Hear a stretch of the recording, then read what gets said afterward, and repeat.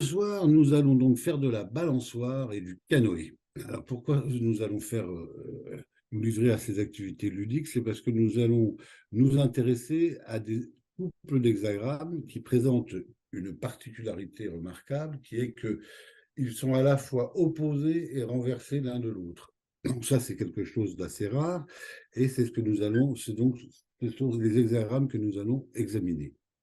Une fois que nous aurons examiné les hexagrammes, nous illustrerons leur mouvement à travers une image renvoyant au balançoire et une analogie avec la pratique du canoë. Donc pour commencer, les opposés renversés, quels sont-ils? Eh bien, nous avons d'abord le numéro 11 et le numéro 12 que nous avons déjà rencontrés dans le cadre de la roue calendaire que nous avons vu au cours de la visio au fil du temps. Donc ici, on voit que effectivement, d'abord, sont-ils opposés? Alors, en partant de la gauche, on voit que les trois triangles du bas sont devenus à droite trois triangles, que les trois triangles du dessus sont devenus à droite trois triangles. Donc on a bien là deux hexagrammes qui sont opposés. Et puis, ils sont également renversés, c'est-à-dire que si vous les faites pivoter autour d'un axe central, les trois triangles qui étaient en bas passent en haut, les trois triangles qui étaient en haut passent en bas, et effectivement, on obtient le 12 à partir du 11.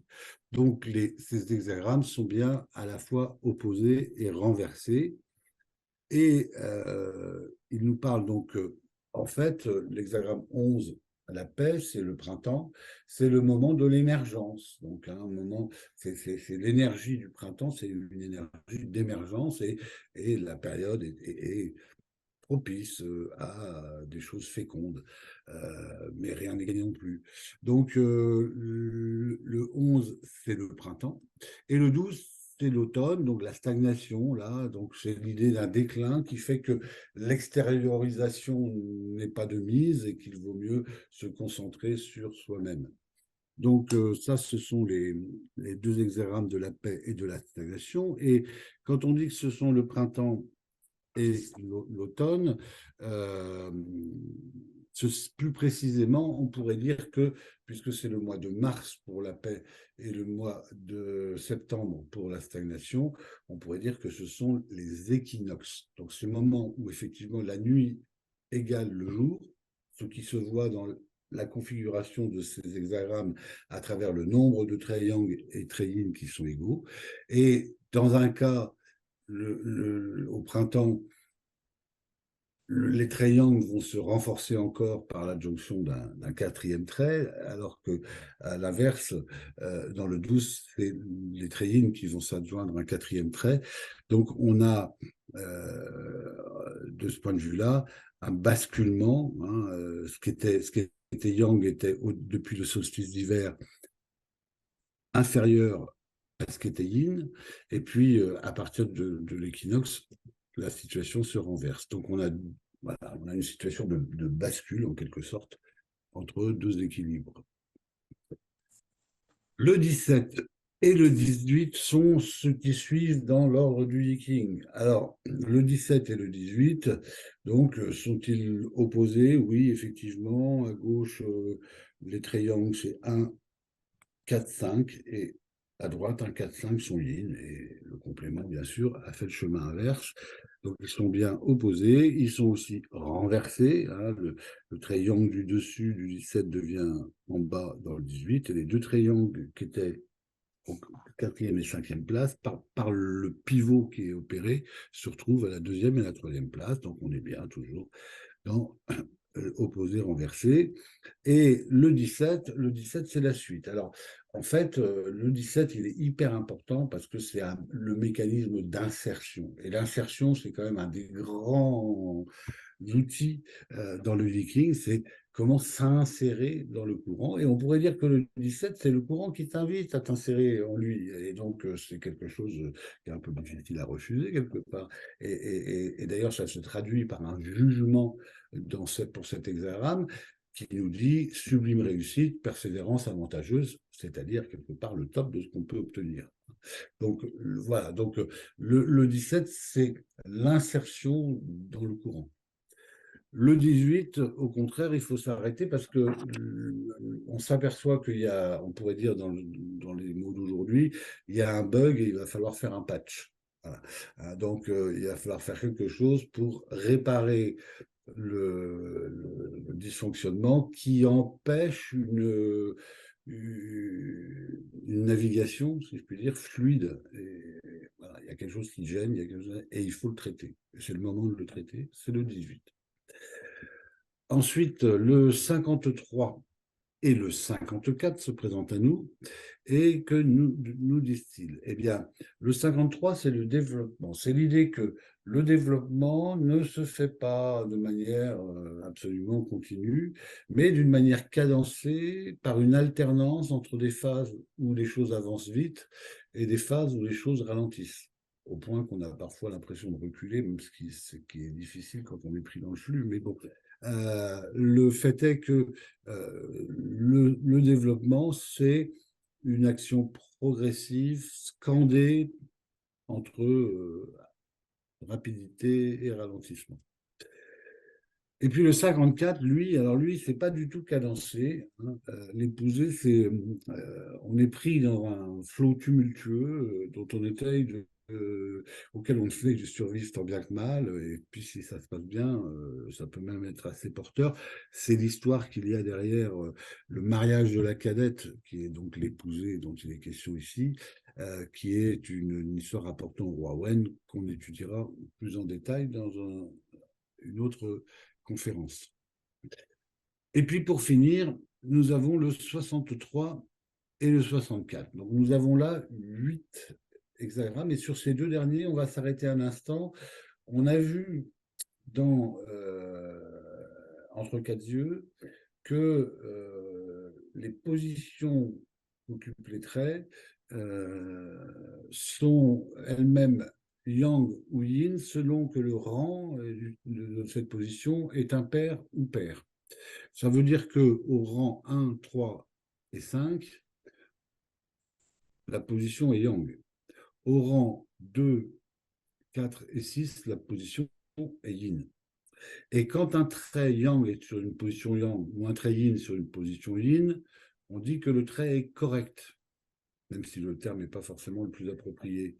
Quand c'est pas le cas, on dit qu'il est incorrect. Et donc, si on regarde là, le 63, bah, exactement, on a tous les traits yang sur des positions yang, tous les traits yin sur des positions yin. Nickel, tout est en ordre. Et effectivement, le 63, il va être question d'ordre. Et le 64, au contraire, si on regarde, alors là, ils sont tous faux, tous pas corrects, les traits. Hein. Et donc là, ça va être donc le 64 sera associé à une notion de désordre, parce que rien n'est à sa place. Et donc, le 63, qui s'appelle après l'accomplissement, c'est l'idée que vous avez atteint un équilibre, mais à partir de maintenant, cet équilibre va se défaire progressivement, va se déliter pour céder de plus en plus la place au désordre. Et l'attitude recommandée dans ce cas, c'est pour faire quand même durer l'ordre autant que faire se peut, c'est d'intégrer le fait que ça ne durera pas.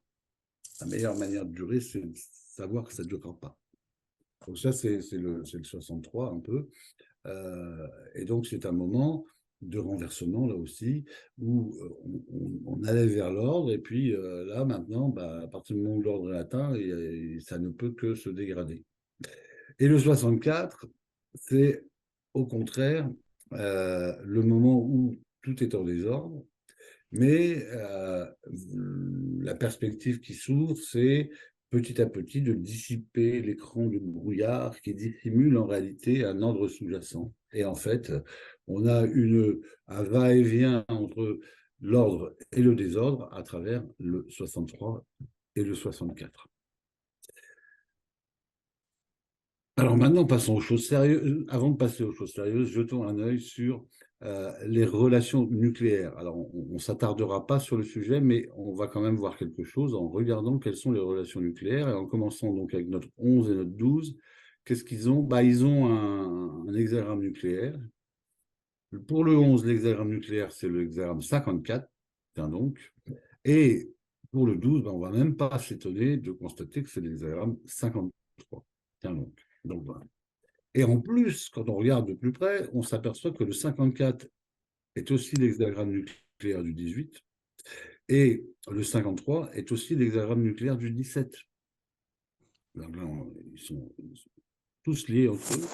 Et il nous reste le 63 et le 64 qui sont respectivement nucléaires du 54 et du 53. Et cerise sur le gâteau, qui va faire une grosse différence, c'est le fait que le 63 est nucléaire du 64 et le 64 est nucléaire du 63. Donc là, on a un système fermé où tous les hexagrammes remarquables qu'on a examinés sont reliés entre eux d'une manière ou d'une autre par une relation nucléaire. Donc ça fait un système qui est très dense, qui est très tramé, puisqu'ils sont déjà opposés et renversés dans les couples, et en plus, ils sont liés avec les autres hexagrammes opposés et renversés par la relation nucléaire. Donc c'est quelque chose quand même qui est notable. Et puis maintenant, il est temps de passer aux choses sérieuses et de faire un peu de balançoire. Alors voilà, la balançoire, je pense que là, vous reconnaissez l'objet, peut-être vous revoyez un peu, et c'est tout le but du jeu d'ailleurs, que vous revoyez, que vous ressentiez dans la situation de la jeune fille qui se trouve sur la photo, euh, parce qu'on va examiner le mouvement de la balançoire avec les hexagrammes que nous venons d'examiner. Alors, le mouvement de la balançoire, schématiquement, c'est schématique, hein, est représenté ici avec les deux traits, les deux droites qui représentent plus ou moins les cordes de la balançoire, et puis l'arc de cercle qui représente la trajectoire de la jeune fille.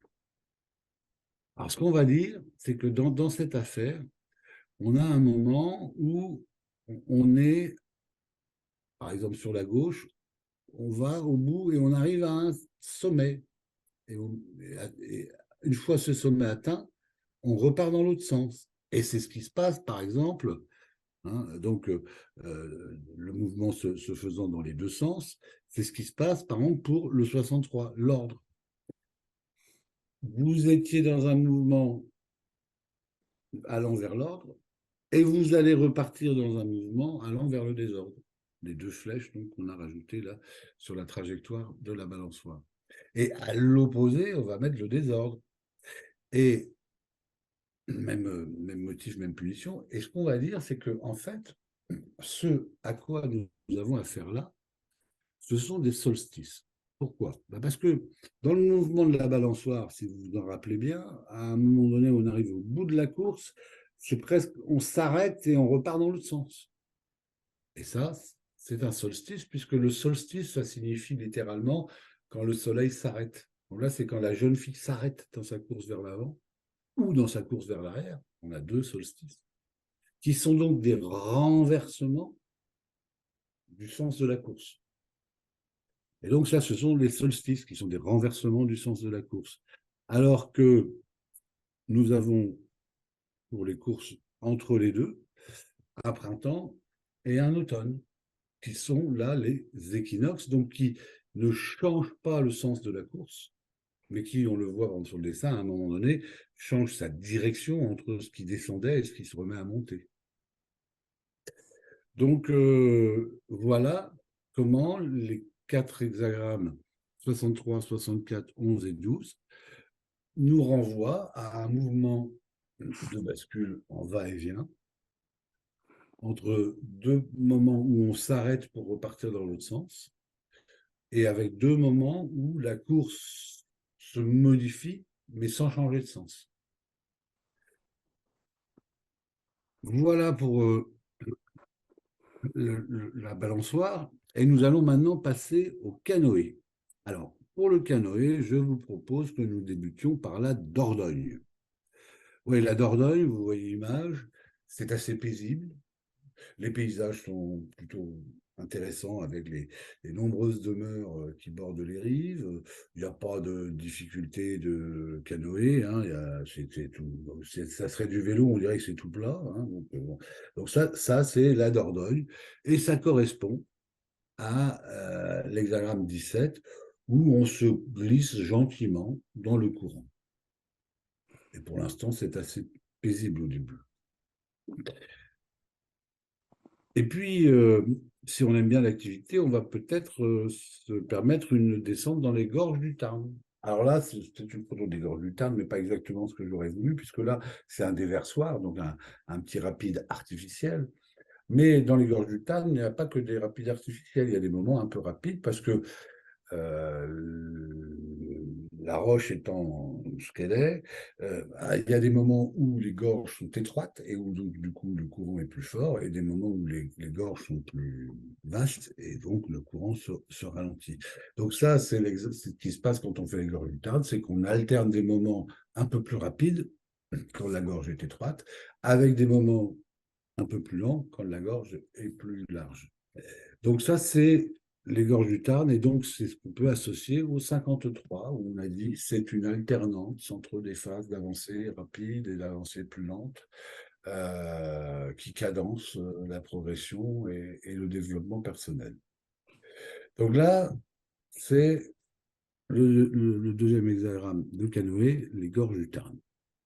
Et puis, je vais vous emmener dans un coin que personne ne connaît, c'est un petit coin perdu de Corrèze, mais où il y a un petit parcours un peu sportif, et c'est là que j'ai fait du canoë un peu plus sportif, genre un peu comme dans cette image, vous voyez, où il y a ce qu'on appelle du bouillon, hein, il y a de l'eau, ça remue, et puis il y a des rochers en plus, il faut faire attention de ne pas s'emplafonner les rochers pour ne pas abîmer le canoë. Bon, ceci dit, quand on arrive au bout, on est content.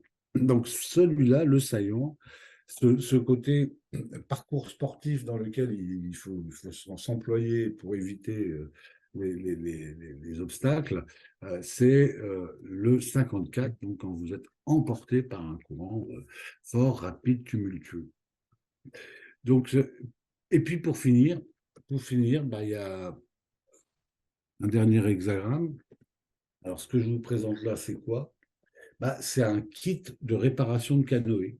Voilà, parce que quand le canoë, notamment si vous saillant, vous êtes payé un gros rocher et qu'il a fait un trou dans la coque de votre canoë, vous ne pouvez plus continuer normalement. Vous n'avez plus qu'une chose à faire, c'est sortir de l'eau et puis réparer le canoë. Ça se fait avec des plaques de fibres de verre sur lesquelles on appose de la résine. Alors là, ici, c'est des choses plus sophistiquées depuis l'époque où je faisais ça. Mais ici, c'est donc le 18, c'est le moment où il faut remédier au dysfonctionnement passé. Et donc, dans notre image de canoë, c'est le moment où il faut réparer le canoë pour pouvoir continuer à s'amuser.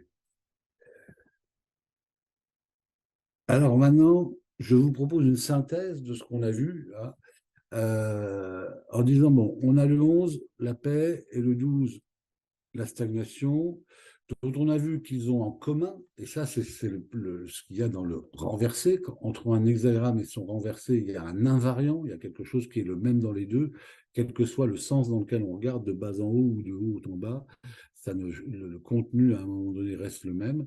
Et donc là, ici, le contenu, c'est l'équinoxe, c'est un mouvement de bascule, je dirais, secondaire.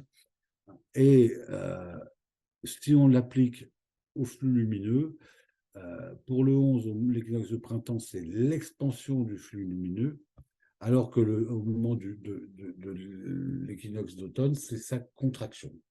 Donc on a là des choses très, très, très basiques, expansion, contraction, yang, yin, enfin, autour d'un mécanisme qui est une bascule. Et puis pour le 17, la suite, et le 18, le travail sur ce qui est corrompu. Ce qu'ils ont en commun, c'est, comme on faisait du canoë, c'est un flux. C'est la manière, avec le 17, dont on s'insère dans un flux, et avec le 18, c'est la manière dont on sort momentanément du flux pour réparer ce qui n'allait pas. Autrement dit, bon, tu es dans un projet, bon, bah, si ça n'avance pas, on t'aperçoit qu'il faut corriger quelque chose, donc tu cesses de vouloir faire avancer à toute force le projet tant que tu n'as pas corrigé, par exemple. Des choses comme ça. Donc, le 53 et le 54, le développement et l'épousée, eux aussi sont dans la famille canoë, donc dans la famille flux, et donc ils ont une différence qui est que le 53, on l'a vu, le tempo est cadencé, alors que Dans le 54, le tempo est irrégulier. Donc là, on a une indication sur le tempo qui est donné au flux. Et puis, pour finir, le 63 et le 64, on a vu que ce qu'ils ont en commun, c'est d'être des solstices, ce qui les rapproche du 11 et du 12, qui sont l'équinoxe, puisque les quatre, du coup, sont des mouvements de bascule, et c'est pour ça qu'on a fait appel à nos souvenirs de balançoire pour s'approprier ce que signifie le mouvement que décrit cet hexagramme. Donc le 63 et le 64, avec en l'occurrence donc un va-et-vient, on va dire, entre l'ordre et le désordre, euh, où on passe sans arrêt de l'un à l'autre, de l'un à l'autre, de l'un à l'autre, dans une logique plutôt linéaire, alors que la logique de la roue calendaire, c'était une logique, elle, qui était une logique circulaire. Voilà.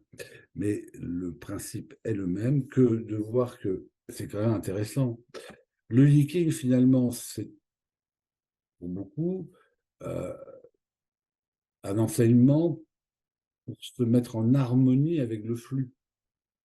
Et là, il nous donne des indications précieuses sur le flux, et notamment, et on y reviendra quand on parlera de manière plus développée du nucléaire, notamment autour de cette idée qu'il y a donc des moments d'inversion, des moments de bascule, des moments d'inversion.